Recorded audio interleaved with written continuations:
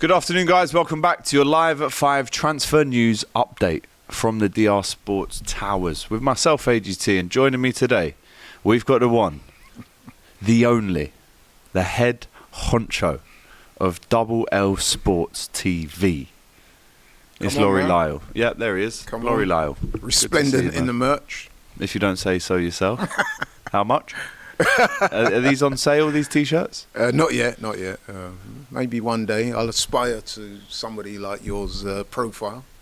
But hey, in the meantime, don't. In the meantime, you're just building here at LL Sports TV, bro. But it's a pleasure to be on here as always, man. As always, mate. As I said, this is your Live at 5 transfer news update. And actually, since I did a video for you guys at 11 o'clock this morning, there has been some notable updates. And we are actually going to be putting out, Laurie, the most shocking transfers of all time video tomorrow, which I also filmed today.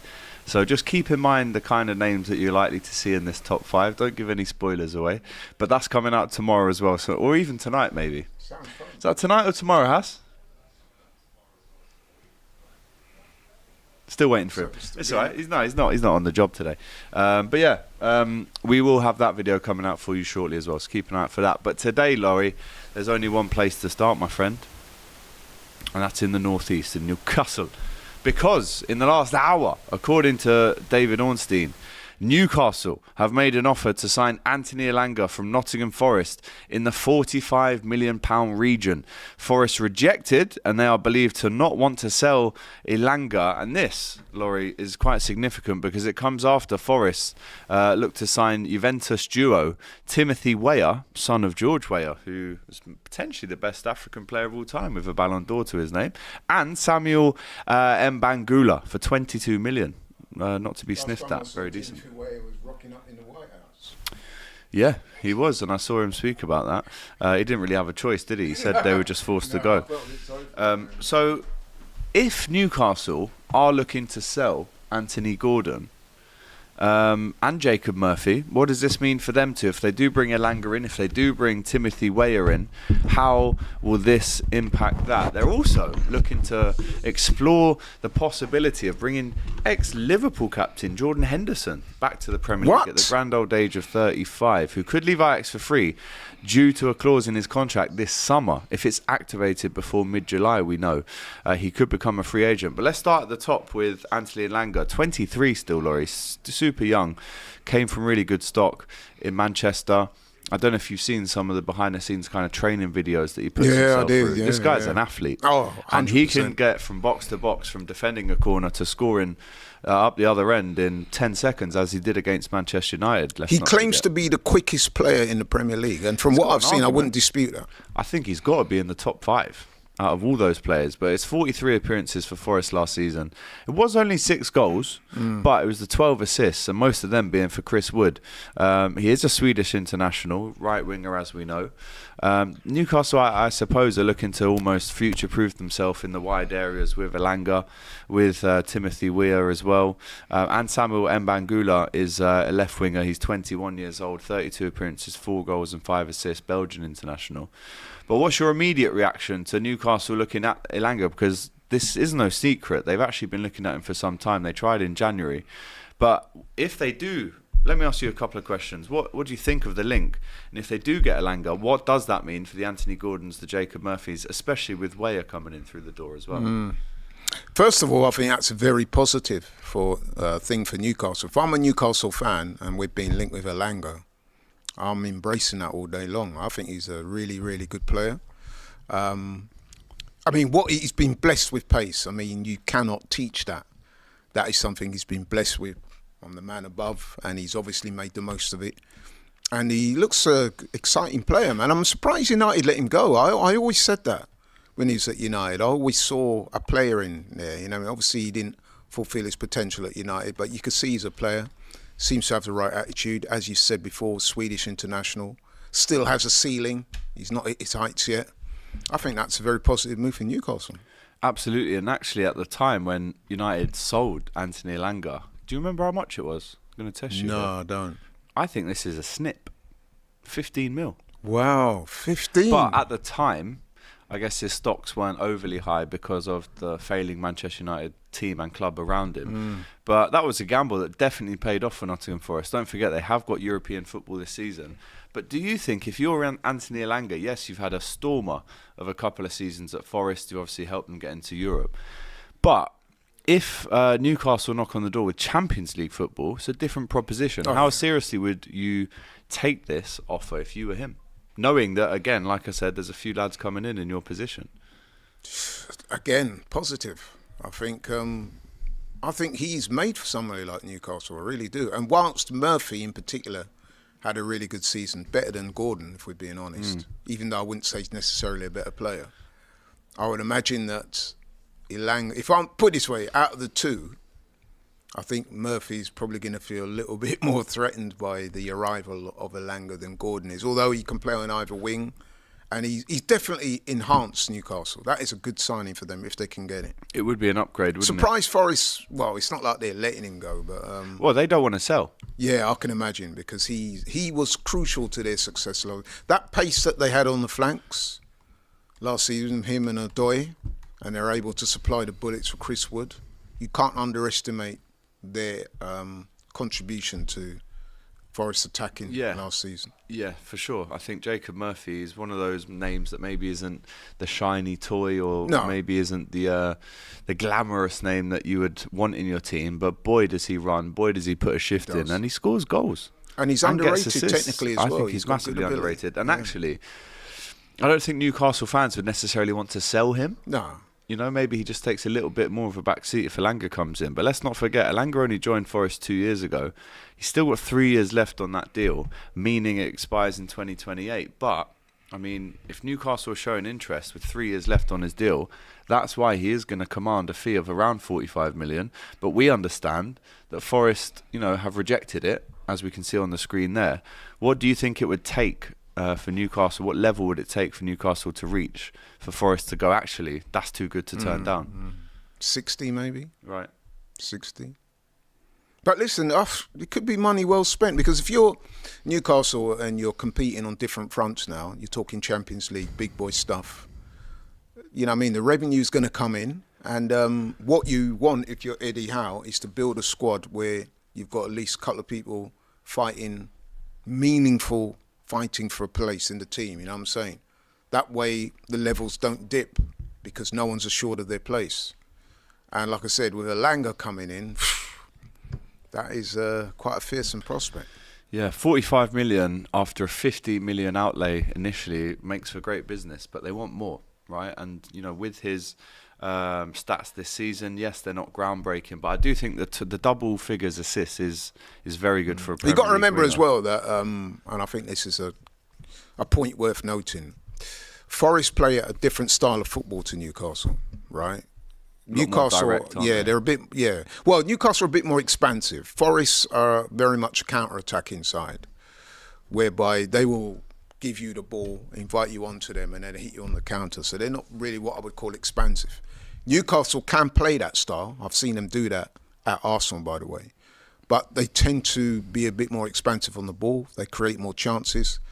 So I guess what I'm saying is Elanga will have more opportunities to get goals in a team like Newcastle than he would do in a team like Forest. No disrespect to Forest, because they did very well last season.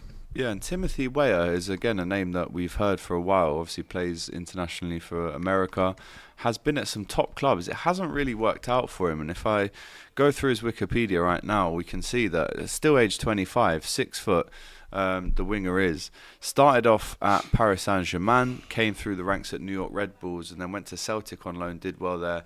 Went to Lille, where he only scored 6 in 89, and in 60 games for Juventus, he scored 5 goals. I remember watching him in person at the World Cup in Qatar.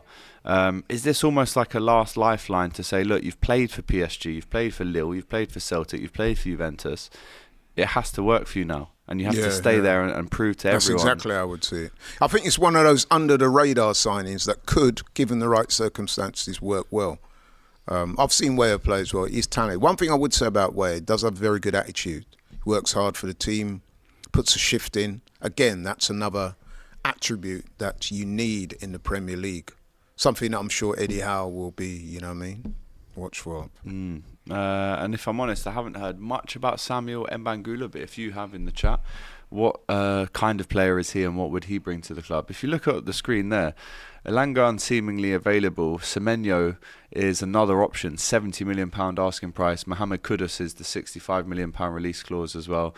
I'm surprised he's not been more interesting, Kudus, you know? I think he'll be a late arrival to the transfer madness. I think the last few weeks when people have maybe not got their first choice wingers, they'll go, right, let's look a bit closer to home. Maybe the price goes, I mean, it's a release clause, so it won't go down, but you know, maybe the last 3 weeks people are going end of August, let's get Kudus in. But I would go as far as to say I'd be surprised if Kudus is a West Ham United player come August the 18th or whenever it is the season starts. So Anthony Elanga of Nottingham Forest, Newcastle fans, Matty Renton, I'm asking you, how much is he worth? How much do you think Newcastle would go to?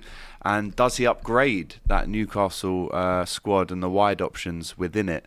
And if you consider, you know, Timothy Weah coming in as well as backup, it's a good looking squad with Anthony Gordon still there. And we're not saying for a second that Anthony Gordon definitely gets sold because of this, but I suppose there's a small impact on it. I rate Gordon, you know. I've seen him do bits as well. Yeah, he's a good player too. But I do rate Gordon. Quick, direct. He's a handful. England international, of course. Good player, man. Good player. I've seen him cause us damage at Arsenal this season gone. So, yeah, he's a good player. Absolutely. Staying on Nottingham Forest, what do you think about them potentially exploring an option to bring in Jordan Henderson to the club, who could leave Ajax for free in the summer? There's a tricky little clause in the small print in his Ajax contract. He is still under contract with them. But at the same time, if this clause is activated before mid-July, it means that he can leave the club for nothing, giving clubs across Europe the chance to snap him up without a fee. But he still has a couple of years left on the contract. 1 year left on the contract. I mean, he's been linked actually with Sunderland. I think that would be the more suiting option. Wages-wise, though, Forest could pay you 10 times more. And I don't want to come across as disrespectful. I really don't, because the man's achieved a lot during his career. I think I would also say that he's overachieved in terms of his talent, which is probably a compliment to him. No, that is a compliment, 100%. But and what he'd I would probably admit that as well. But what I would say to counterbalance that is that I don't necessarily see how he improves Nottingham Forest. I don't see where that would. They've already got players in the team that can fulfil that role. You're kind of hard-working guys who put a shift in, experienced. I'm somewhat surprised that Forest are linked with Henderson. I mean, he does. Let's look at the pros and cons. The cons are his legs have pretty much gone. And he's obviously 35, right? What much use are you going to get out of a midfielder in this kind of high-intensity Premier League midfield battles that go on week in, week out? But what you will get of Jordan Henderson, in and around the change room, they've got a European campaign coming up. He could offer leadership and experience in that. He could also be a fantastic, positively influencing voice in the change room. G the lads up, make sure their standards aren't slipping. But I thought they had that last season. The manager spoke profusely about... No, but look at the end of the season. They were right on course to finish in the Champions League spot, and they ended up getting Conference League, which if you offered that to them at the start of the season, they would have snapped your hand off. To me, I interpreted that as that they simply ran out of legs. They'd overachieved by that point. They had nothing left to give. I don't see what Jordan Henderson brings. No disrespects. I don't see what he brings that is going to enhance Nottingham Forest. If he's such a good spokesperson in dressing room, then maybe he should become a coach or something like that. Maybe. But as a player, I can't a role see that he's looking at in the future, maybe a player-manager kind of role. Yeah, I could see that. Do you think it would be better suited to him to go back home to Sunderland to try and help them stay in the Prem? Do you think that's where that experience comes into play? Yeah. And would be more suited to Sunderland over Forest? Definitely. It's a much better fit. Though, Forest are going to pay if he twice as claims much. To love Sunderland, if he loves them that much, then I'm sure we wouldn't mind. I mean, what would he be on at Sunderland, do you think? I mean, he's probably on over 100 at Ajax right now. He's captain of Ajax.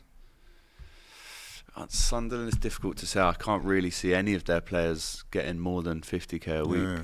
And So even if you very drop to top 50, end as well. that is a quite significant drop in wages. However, he's earned a lot of money. He was in Saudi prior to That's true. Amsterdam. He's waiting for that 2-year tax-free. He's already got the bag. Unlock. He has already got the bag, yeah. And I'm sure Jordan Henderson can somehow manage to scrape a living on 50 grand a week. Poor him. I'm sure he can budget just nicely. Right, Nottingham Forest fans, if you're watching this one, I want your opinions on Anthony Elanga, Timothy Weah, Samuel Mbangula. Sorry, that's Newcastle. And then on the Forest one, I'd like to hear your thoughts on Jordan Henderson. How much experience and value could he potentially bring? Marseille also interested, according to Sky Sports. And Sky Sports there also saying that he has that interest chance. in who? Jordan Henderson. Oh, okay. Marseille. Not being funny, but if you're a Forest fan, right, and you're losing Elanga, and it's the not a possibility direct replacement. I know it's not, but what I'm saying, you know what football fans are like. You've lost one of your best young players, right, or about to, or possibly, and then you're hearing that Jordan Henderson could be coming in. How do you think the Forest fans are going to take that news? Well, listen, if you get, let's say 60 million in for Anthony Elanga, do you test the waters with a Semenyo? Do you test the waters with a Kudus? They can easily replace him. I would say, and actually with a winger that maybe has a better output. But I would say if you're Semenya and Kudos, you might be, and again, I'm trying not to be disrespectful, but they might be looking at a level slightly above Forest, would you not think? Yeah, but I do think there's a space there, especially with the European allure. Not every team plays in Europe. I think someone there is available to come in that position. So listen, that's one that we'll have to keep an eye on. Anthony Elanga, subject to a big bid there from Newcastle, but on Nottingham Forest hand side, they're looking to bring in players as well. We'll just go back to the Eze story. I mean, I covered this morning on the video. Spurs are still chasing him after losing Mbeumo allegedly to United. He seems to have picked that side. It's believed that he has a £68 million release clause, I think, in his contract. So if you're Palace, don't forget they've got European football this year, hopefully as well. Touch wood for them. Champions League. They don't. But if you're Eze, after all that hard work you've done with Palace, you scored the winner in the FA Cup final to get them Europe as well. It's a bit of a catch-22 because obviously you want to move to a bigger club. And with all due respect to Crystal Palace, Spurs are a bigger club in terms of wages, stadium, following, etc. You could either see how you get on one season at Crystal Palace in Europe, or you could go, I've got us there, but I'm going to have to take this opportunity and go to Tottenham for Champions League football. What would you do if you were him? Well, if I was him, I would never go to Tottenham. But then I'm just being facetious. If I'm Eze, Not like you. If I'm Eze, I think the lure of Tottenham might be a bit too strong. I mean, how it's probably the best way to leave Palace, isn't it? You've had their best season in years, given them a trophy, their holy grail, and you can move on knowing that you've delivered that. You're moving on to a club which, let's face it, is a bigger club. They're playing Champions League football, and they will provide Eze with that platform in which he can enhance his career. So if I'm Eze, right, I would be looking at that as a favourable move, I've got to say. Yeah, I don't think he turns down Tottenham to stay at Palace. Put it that way. I could be misreading it. Has he turned clubs No, down I'm saying, in the past you know to what I stay mean, at Palace? I'd say he has. I'm not sure. I know we say were linked big with him clubs at one have been into stage. So that's an interesting one, isn't it? Because still 26 years old, 14 goals, 11 assists, England international attacking midfielder, goes down in folklore history instantly because of that goal in the FA Cup final to defeat Manchester City, which when you look back on it is still such a monumental achievement for Glasner and all the Palace players and the fans. So we'll keep an eye on that one. It is an attractive move. There will be Champions League football. You will have your wages increased. And those numbers do not lie. It ticks all the boxes. He does. It ticks all the boxes. I would be surprised, given that scenario, if Eze turned that down, I've got to say. I would be surprised. Yeah, I think, as you can see on the screen here, Spurs line up a move for Eze as a statement signing to kickstart Thomas Frank era.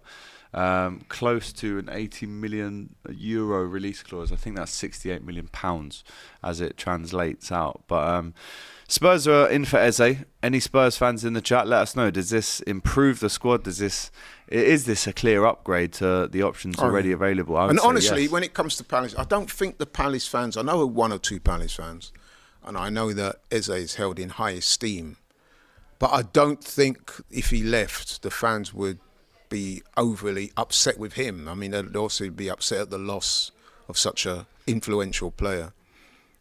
But if him moving to Tottenham, I know it's a London club, and I know that, you know. But I don't think that they're going to hate on him for that. I think they might look at it and say, look, he gave us his best while he was there. He gave us a trophy. He goes with our blessings. I honestly think that. Yeah, and I mean, if you're Palace, this is a summer where you need to go again and not only, put in a decent show in the league, but try and have a little cup run again. Yeah. Try and retain the FA Cup. Try and have a cup run in Europe. Are they going to be able to do that with the likes of Mark Gahey definitely leaving this summer? Whether it's Liverpool is unsure. It looks like it is, but he has to go. They have to get the money in for him in this summer because he's going on a free next year.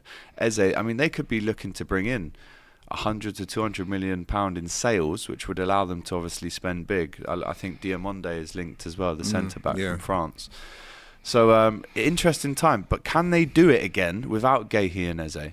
Well, I mean, yeah, that's always a big question. But one thing I would say about Palace, one, they've got a very good academy. They talent scout very well in that part of London. They've shown that over the years. And Oliver Glasner, he improves players. There's no doubt about that. He's definitely improved Eze and Gahey and one or two others, Saar, their man there. So, yeah. I think if you're a fan of Crystal Palace, you have to almost accept that to a large degree you will be a selling club. You kind of have to work within those parameters. But you just got to back the likes of Glasner, the chairman. What's the guy's name? Chairman. Oh, what's his name? Parish. Steve Parish. Steve Parish, yeah. Those guys have done a good job over the years. You've got to put your trust in them, that they'll get it right. I do think he's done a very good job, actually, in terms of keeping hold of some good players, also selling them at the right times, getting a good fee for them.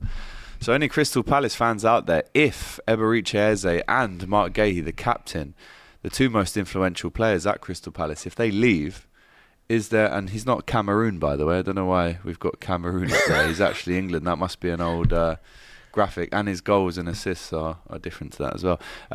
But Crystal Palace fans, let us know, Eze and Gahey, if they leave, can Crystal Palace still turn up a few trees and cause a few more surprises next season? Do let us know. So to Cameroon, they must be thinking of Mboimo. Yeah, I think that was what it was for. Super chat from Tanish. Robbie, apparently Gyökeres has started following a London dog daycare IG account, which other players in Arsenal's team follow too, so surely he's coming. Listen, I saw him house hunting in North London earlier this week. I can say that categorically. I've seen him. With your own eyes? With my own eyes. You saw... Hang on, let me just get this straight. I'm winding you up. Oh, right, okay, because you never know with Laurie. Sometimes you've got to follow it up a little bit. But if he is following a London dog daycare IG account, then, maybe he's just... I don't know. I mean, it could mean, obviously, that he's moving to Arsenal. Put it this way, it's an open secret now. By now, it's an open secret that Gyökeres wants to come to Arsenal. The trouble is that do Arsenal want Gyökeres? And we don't know the status of the Cesco negotiations. I mean, one minute we're hearing that his wage demands are excessive. The very next day, Robbie does a show where he's saying that might have been overstated a little bit and then there isn't any real problem. One thing I would say on that, and we may be coming to this later, I don't know, but I'm certainly, as an Arsenal fan, I'm becoming increasingly frustrated at the lack of a definitive movement. You know what I mean? There's just a lot of procrastination, a lot of obfuscation. Yeah. I just need to, you know what I mean? Come on. Well, to lift the mood a little bit, it does look like Kepa is set to finalise his Arsenal move. Listen, man, enough respect to Kepa, and we do need a backup goalkeeper, but that's not a needle mover. That is not. It's not even so much a needle mover. That is not what Arsenal fans. No, well, it's a good signing if we get him because we do need a backup keeper. quality backup keeper. And David Raya, who was my Arsenal player of the season last season, but he played a lot of games. He needs rest and also needs to be challenged, ultimately. So the Kepa, if we can get Kepa across the line, I welcome that. However, I go back to the striking situation. We need that resolved as soon as possible. But just on Kepa, the latest from Sky Sports from Lyle Thomas is that Kepa Arrizabalaga is expected in London this week to put the final touches on a £5 million switch from Chelsea to Arsenal. Kepa signed a new deal at Chelsea only last summer to allow him to go on loan to Bournemouth for the last season, which we know. And in that deal, he agreed to take a pay cut. But in this, it also included a low £5 million release clause as well. So yeah, for £5 million, I know it's Chelsea. I know you're going to get jokes saying you buy Chelsea rejects and especially goalkeepers, but that's a decent little sum for a keeper with Premier League experience. It hasn't really worked out for him at any club he's been at. Well, really. he did well at Bournemouth. He did. Yeah, well but he's leaving there now. Yeah, that's what I'm saying. So I think that is a good signing for Arsenal. I really do, because like I said, although Raya was outstanding pretty much the whole of last season. Here and there he had a few rickets, but overall he played very well. But he does need a rest every now and again. And as I said before, I said it earlier on in the show, you need two players in every position challenging for the number one spot. That's the way you get the best out of your squad. And I think that's what Arne Slot did brilliantly last season, to be honest. Staying on Arsenal, though, Kerkez has personally told the president that he will never play for Sporting Lisbon again. Really? And he will definitely be leaving. The striker has allegedly turned down United and Juventus, as he does prefer the Arsenal move, according to Fabrizio.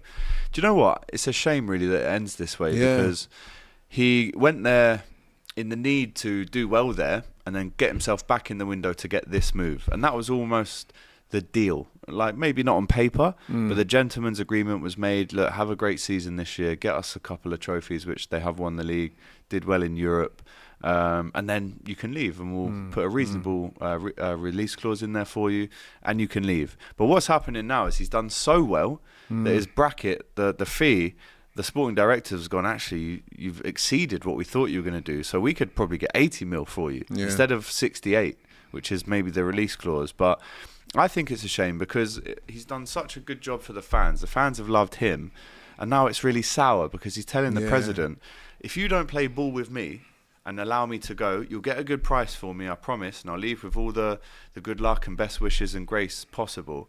But if you're not going to play ball with me, I'll stick my feet into the ground and I will never play for your club again. I think it's a shame when... Yeah, it is. I'm not Sporting Lisbon fan. It doesn't cast him him in a great light either, does it? Even if you're an Arsenal fan... His hands are a bit tied, aren't they? Because he's had the guarantee of the sporting director, who physically has shook his hand and said, yes, well, of course, we'll let you go in the summer. Now all these bids are coming in. He's going, no, we want more than this for you. And he's going, but you told me you'd let me leave. And I actually don't like it. I think it soured it a bit, and maybe his legacy now is going to be soured. Listen, no one likes messy breakups. Unless you're tabloid newspapers. But yeah, I mean, even for your incoming club, it doesn't look right, if you see what I mean. Someone's coming to your club and it's a bit messy. But think about it from his side. He's been promised, Laurie. He's probably told his agent, they've promised me. He's told his family, they've promised me they're allowing me to go. So I'm trying to put myself in his shoes. He's done his job. He scores goals, he wins them the league, he earns them a load of money. And he's almost going, come on, free me. Free Kerkez, that's what he's saying. But then you've got to look at the club's point of view. They're thinking, if we can get a few more... I know it's not the most honourable thing, but, you do have to look at it from the club as well. They're saying this...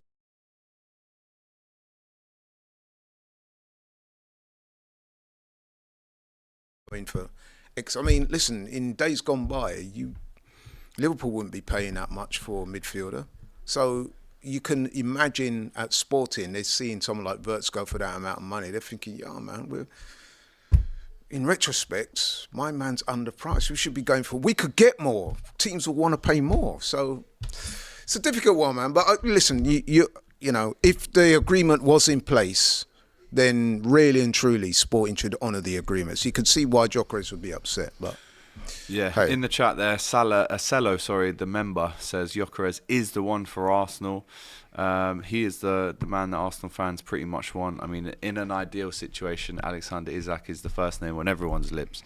But Gyökeres, after a bit of a stall, really, a stop-and-start conversation with Sesko about release clauses and high wages, they look almost back in now for Gyökeres, and the pendulum has swung a little bit back to maybe the more likely signing being Gyökeres. I mean, I can only speak for myself. If it's down of a straight choice between the two, I'll put my cards on the table a long time ago Gyökeres, now. I know you would. Gyökeres all day long. However, if the club go for Sesko, then I have to put my trust in the club that they'll get it right. Only time will tell with both of them. But hey, Gyökeres would have been my first choice.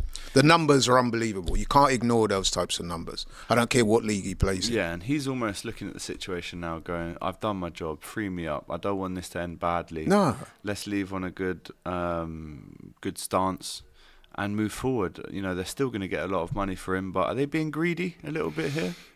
You could argue that, but then like I said, I guess if you're the club, it's remiss of you not to want to get the absolute most you can get. So maybe they might have reflected on things and thought, actually, that price tag is a little bit too cheap, given what What's some your other max players you are would going. go to?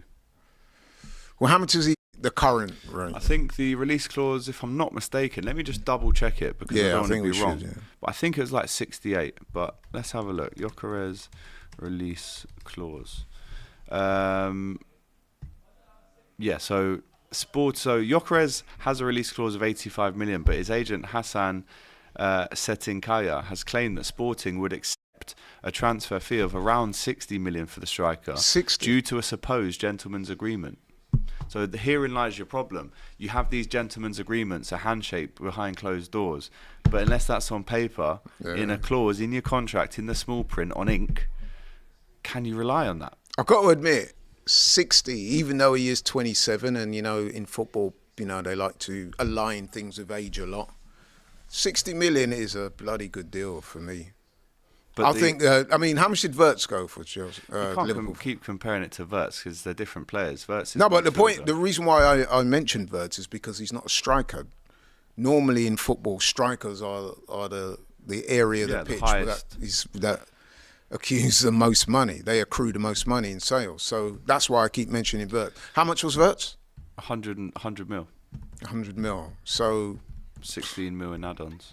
So would it be unreasonable for Sporting to want 80, 75, 80? Well, actually, if the release clause is there in black and white and it's 85 mil, I can actually see the standpoint there from Sporting Lisbon's head of football in Varandas, because he's saying, well, yeah, we might have had a little handshake after a few sagres, a few super box beers on the beach at the weekend. I might have been a bit out of my not compos mentis when I shook your hand on that gentleman's agreement. But when it comes down to it and you're getting these offers in, the release clause is 85, and actually he's come out swinging Varandas. And he says the club would not accept. Alex, we all know, right? We're all big men here. We all worked in business, in companies. Unless something is down on paper, word of mouth, unfortunately, doesn't mean too much. I could say we got a gentleman's agreement that if Liverpool win the title next year, I'm going to pay you £1,000. We can do that if you want. Do you want to do that? But if that was to happen, right, and then we get to the end of the season, you said, yeah, but Laurie, you said, I said, yeah, but I said it at the time, but hey. Right, okay, you know what I mean? Remember that. Listen, we are having some small difficulties syncing our show right now. We're actually going to go to a quick ad break and reset it for you. And then after that, we will be speaking about Garnacho and Nico Williams. So please.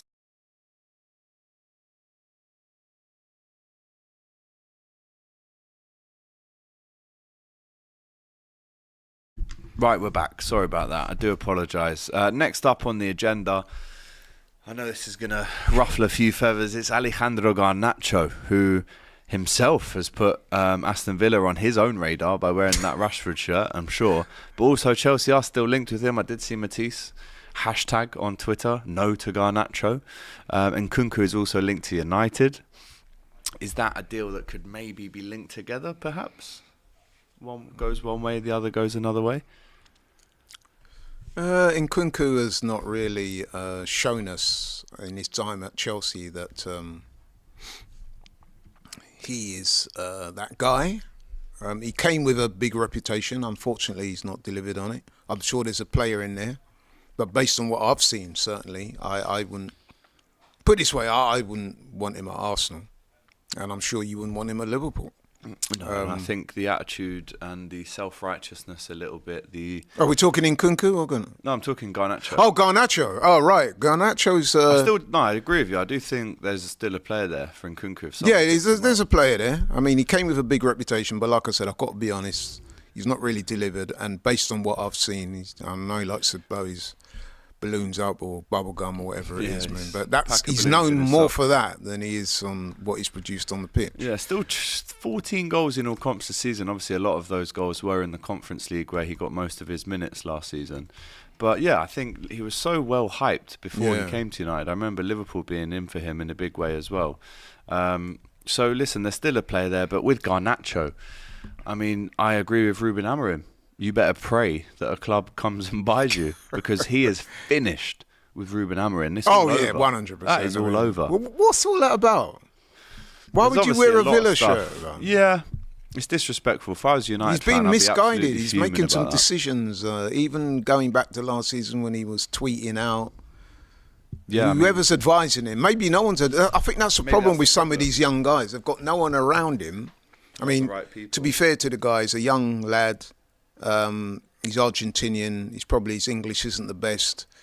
But you just get the impression with some of these guys, man, whoever's advising him, or maybe there's a lack of advice. But some of his decisions recently have not been good. And this latest one with the paying homage to to another Rashford. Player that United needs to sell. Not just anyone. It's another player probably in the same boat as him. Yeah, it was a weird one for me. I don't know what he's thinking of there. Big own goal, if you ask me. It's a big own goal, but if you're a United fan, how disrespectful. And I'll tell you as well, it puts off potential suitors because they're looking at it and they're thinking... Because listen, let's have it right. He's a very talented player. He is. I've seen that guy do some incredible things on a football pitch. Notably the overhead goal, which is one of the best goals I've ever seen in the Premier League. He's got pace. I mean, he's an Argentinian international. You know what I mean? They don't give away free caps for Argentina. You got to be good. So he's a talented player. He's young. He's quick. He's got pace. He's got talent. He can score goals. But that side of his character, man, I don't know. But then, you know what I mean? It's one of them whereby if somebody takes a chance on him and gets his head right, you've got a potentially really good player there. You know, he came through the academy at Atletico Madrid, don't you? I'm trying to think of clubs or managers, in fact, who would almost whip him into shape. Yeah. And say, listen, you might be able to do these antics of putting your middle finger up to fans on tour. You might be able to wear another shirt whilst you're still playing for Man United. You might be able to do that there. Maybe it's part of there's no way. Maybe it's part of a strategy to get himself out of England. Because I've heard him say, or indirectly, that he's found it difficult to settle in England. I know him and his partner have a young child as well. Maybe he's thinking, you know what I mean, pastures. If I was him, I'd get out. Yeah. Genuinely, if I was him, and maybe the whole thing with the, peeing off the United hierarchy and the fans with that, I don't know what that was. They're definitely not happy. Paying homage to Rashford. So I just think maybe that was him saying, look, I want out of here, man. But he hasn't done it in the best possible way. Like I said, potential suitors, both in this country and abroad, will be looking at that. Managers will be looking at that and thinking, do I want someone like that? It absolutely stinks. To wear but football being football, somebody will take him. Because like I said, the talent is there. Yeah, you don't just retire football after letting go of Manchester There'll be enough United. People. But Matisse definitely doesn't want him. So any Chelsea fans in the chat right now, Alejandro Garnacho, is there a world where you would accept him? Let us know in the chat. It's one of them, innit? Is the juice worth the squeeze, as I like to say? That's a good one, that. You like that one? I like that one. I might take that one myself. So, you know what I mean? He's a very talented player, but he comes... Is he worth the ag, basically? Yeah, he comes with a lot of baggage, man. Let's go to Liverpool. Milos Kerkez, we're waiting and waiting and waiting, but he hasn't officially held up that shirt with the pictures, or those pictures might be being taken as we speak right now. You see that? You see that? How ironic is that? You're saying you're waiting on Kerkez. I could sense that tinge of impatience in your voice. How do you think we're feeling with? I mean, that's not even been going on that long. I know you've been linked with him for a while, but no, I understand your thought process on that. I'm not annoyed. It's just he himself and his dad have been on podcasts saying, "Yeah, I'm a new Liverpool player." Literally last week they were saying this. I can't wait to join the club. I think all that chat is great. I can see how excited you are and how much you want to play for Liverpool. He's been very, very open, almost a bit too open. Seriously, there's a lot of back and forth with Dominic on Instagram. I wouldn't say begging it because we need him and he's a fantastic player and I can't wait to see him in a Liverpool shirt. But because it's been such a long time, because it's been about 3 to 4 weeks where we've heard about these really concrete links. We have agreed the fee weeks ago. The personal terms were agreed a long time ago now. Maybe it's a little bit of, these things do take time, right? And, obviously him speaking on podcasts with his own dad, talking about Liverpool, I get it, it's great. But let's see you holding up that shirt.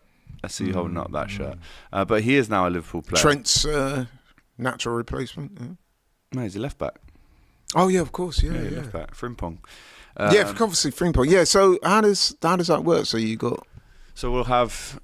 So Doyle mentioned this on the COP TV yesterday. He said what Arne Slot is doing, and I actually agree when you look at it, is he's not only future-proofing the squad, but he's giving you 2 different options per position. So right back, you can go with Conor Bradley and Robbo. Really solid, defensively good, can get up and down. Very, probably at this stage right now, maybe still the starters for Liverpool. Or you switch it up completely and go Kerkez, Frimpong. Now that is a whole different problem for the opposition to deal with. With all due respect to Conor Bradley and Andy Robertson, this is 21, 22, 23-year-olds with legs, power, hunger and ambition to really throw these guys out of the starting 11. Yeah. So actually Arne Slot is building this castle where he's got all of his soldiers in a starting position that can do amazing jobs, and then you bring them off, you bring another option on. For example, right, you could play Florian Wirtz to start the first Premier League game. 70 minutes, you take him off, bang, deal with Dominic Szoboszlai, running now. Luis Diaz can start a game. Take him off after 75. How about Cody Gakpo?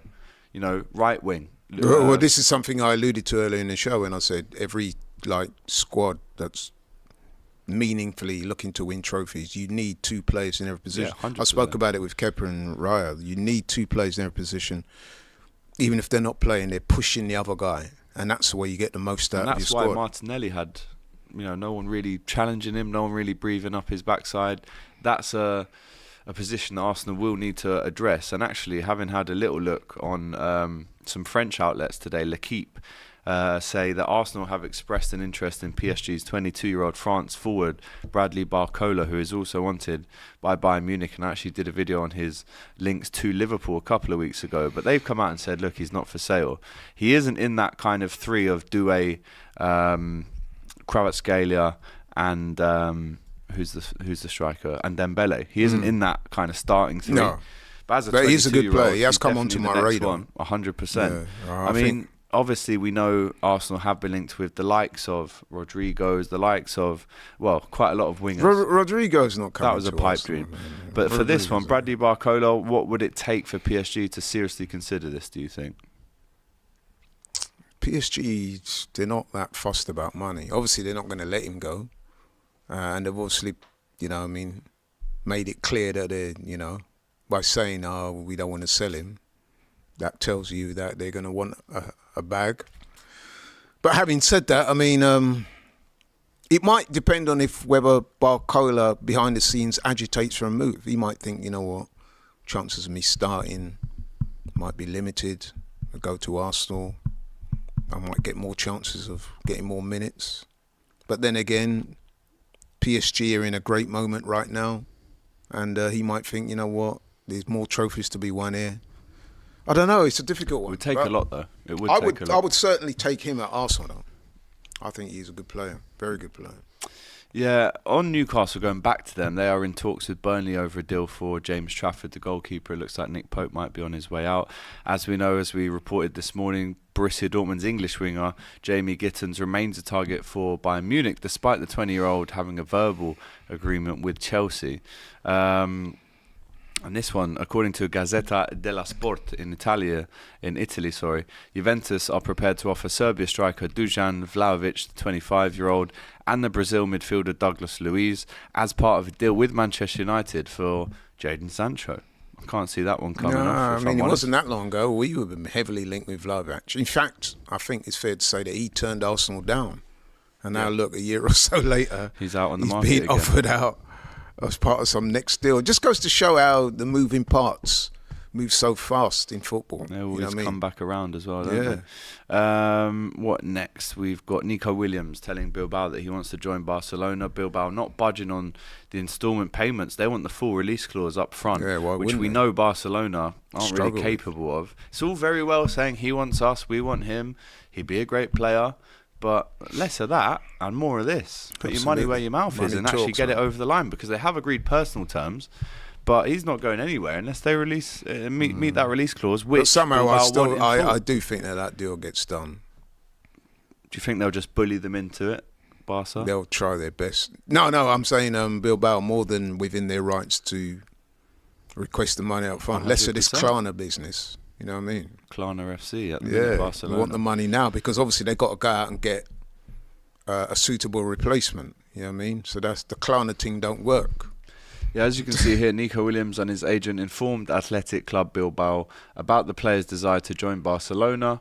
But if I'm Athletic, I'm saying you might want to join them. Yeah. But if it doesn't work for us, then you ain't going anywhere. They're well within their rights to do that. But that agreement is looking like it's already done. 2031, as revealed by Fabrizio. Right. Newcastle, they have bid £45 million for Anthony Elanga. They're also looking at bringing in Timothy Weah and his Juventus teammate into St James's Park. They're also looking at João Pedro as well. A lot of changes still to happen, I think, at Newcastle. And we've spoken about Nottingham Forest. Could they look to bring in a bit of experience with Jordan Henderson, and they're standing firm on their stance? Anthony Elanga is not for sale. We've spoken about this and a lot more on today's Live at 5 transfer news with myself, AGT, and the main fella from LL Sports, Laurie Lyle.